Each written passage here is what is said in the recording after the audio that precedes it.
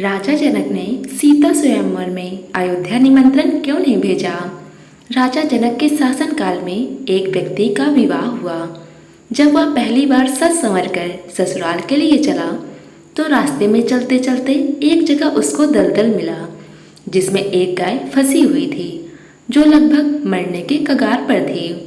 उसने विचार किया कि गाय तो कुछ देर में मरने ही वाली है तथा कीचड़ में जाने पर मेरे कपड़े तथा जूते खराब हो जाएंगे। अतः उसने गाय के ऊपर पैर रखकर आगे बढ़ गया।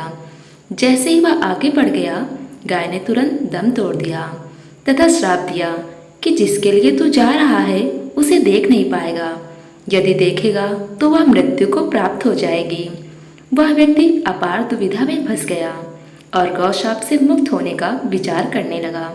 ससुराल पहुंचकर वह दरवाजे के बाहर घर की ओर पीठ करके बैठ गया और यह विचार करने लगा कि यदि पत्नी पर नजर पड़ी तो अनिष्ट हो जाएगा।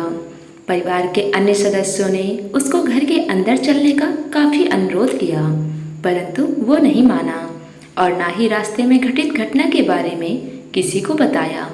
उसकी पत्नी को जब पता चला तो उसने कहा, चलो मैं ही चलकर उन्हें घर के अंदर लाती हूँ।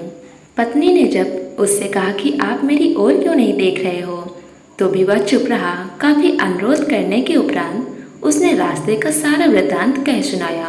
पत्नी ने कहा कि मैं भी पतिव्रता स्त्री हूँ, ऐसा कैसे हो सकता है, आप मेरी ओर अवश्य देखो। पत्नी की ओर देखते ही उसकी आंखों की रोशनी चली गई और वह गाय के सापस पत्नी को नहीं देख सका। पत्नी पति को साथ लेकर राजा जनक के दरबार में गई और सारा हाल कह सुनाया। राजा जनक ने राज्य के सभी विद्वानों को सभा में बुलाकर समस्या बताई और गौशाप से निवृत्ति का सटीक उपाय पूछा।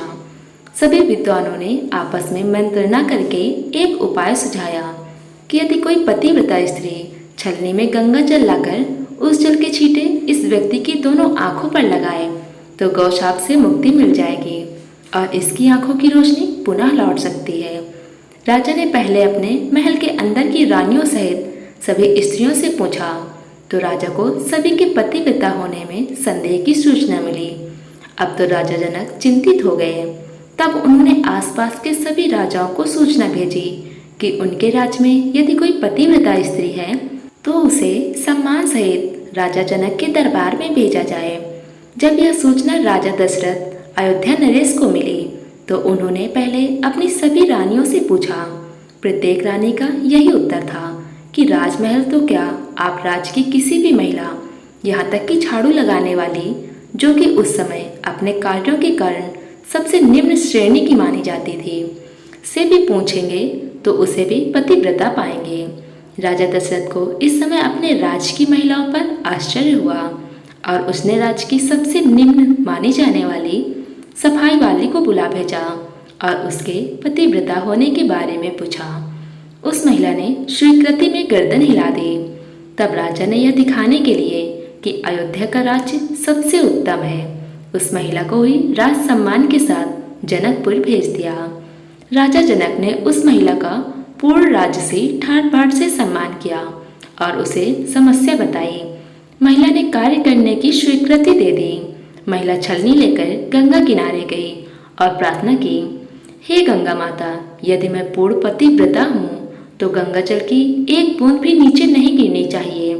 प्रार्थना करके उसने गंगा जल को छलनी में पूरा भर लिया और पाया कि जल की एक बूंद भी नीचे नहीं गिरी। तब उसने यह सोचकर कि यह पवित्र गंगा जल कहीं रास्ते में छलक कर नीचे नहीं गिर जाए, उसने थोड़ा सा गंगा जल नदी में गिरा दिया और पानी से भरी छलनी को लेकर राज दरबार में चली आई। राजा और राज दरबार में उपस्थित सभी नर नारी यह दृश्य देखकर आश्चर्यचकित रह गए तथा उस महिला को ही उस व्यक्ति की आंखों पर छींटे मारने का अनुरोध किया और पूर्ण राज सम्मान देकर काफी पारितोषिक दिया। जब उस महिला ने अपने राज्य को वापस जाने की अनुमति मांगी तो राजा जनक ने अनुमति देते हुए जिज्ञासावश उस महिला से उसकी जाति के बारे में पूछा। महिला द्वारा बताए जाने पर राजा आश्चर्यचकित रह गए। सीता स्वयंवर के समय यह विचार कर कि राज्य की सफाई करने वाली इतनी पतिव्रता हो सकती है तो उसका पति कितना शक्तिशाली होगा। यदि राजा दशरथ ने किसी प्रकार के किसी व्यक्ति को स्वयंवर में भेज दिया तो वह तो धनुष को आसानी से संधान कर सकेगा और कहीं राजकुमारी किसी निम्न श्रेणी के व्यक्ति को न वर्ण लें। इस वजह से राजा जनक ने अयोध्या नरेश को सीता के स्वयंवर में निमंत्रण नहीं भेजा। किंतु विधाता की लेखनी को कौन टाल सकता था। अयोध्या के राजकुमार वन में विचरण करते हुए अपने गुरु के साथ जनकपुर पहुंच ही गए और धनुष तोड़कर श्री राम ने सीता को वर लिया। दोस्तों, उम्मीद करते हैं आज की कहानी आपको पसंद आई होगी। कहानी पसंद आई हो तो वीडियो को लाइक करें और चैनल पर नए हो तो चैनल को सब्सक्राइब करना ना भूलें। धन्यवाद दोस्तों।